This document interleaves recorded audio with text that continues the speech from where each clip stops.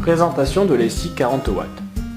À l'intérieur de la boîte, on y retrouve l'ASIC 40 watts, le câble micro USB pour le chargement ainsi que son adaptateur secteur et l'adaptateur Ego 510. Le chargement de l'ASIC 30 watts s'effectue à l'arrière. En connectant le câble micro USB, on fait attention, il y a un sens.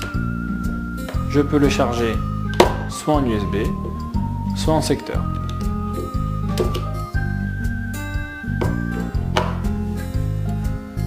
Sur l'ASIC 40 watts, je peux connecter les deux styles de réservoir, soit le 510 en le vissant directement à l'ASIC, soit les embouts de style Ego en vissant au préalable l'adaptateur.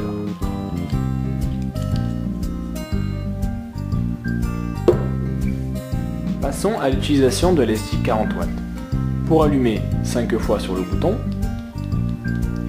vous retrouverez donc ici la puissance en watts, la correspondance en volts, l'autonomie de la batterie et le ohmage de la résistance.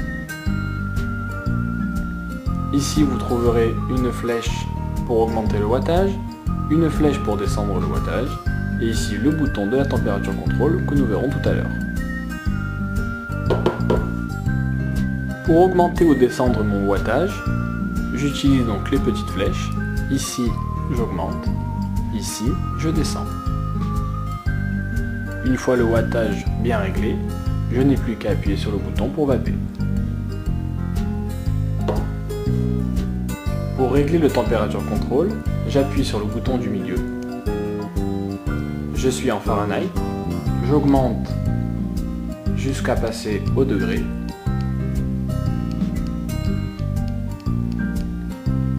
Une fois que je suis sur les degrés, je règle ma température et je valide en appuyant sur le bouton du milieu.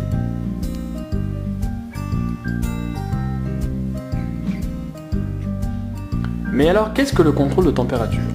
Le contrôle de température s'exerce sur les résistances de style NI. Je choisis à quelle température je veux vaper, par exemple ici 180 degrés. Je vais appuyer pour vaper, ma résistance va chauffer.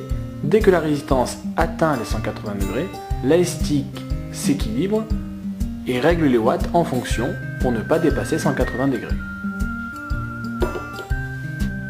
Une fois l'utilisation terminée, on n'oublie pas d'éteindre l'ASIC en appuyant 5 fois sur le bouton.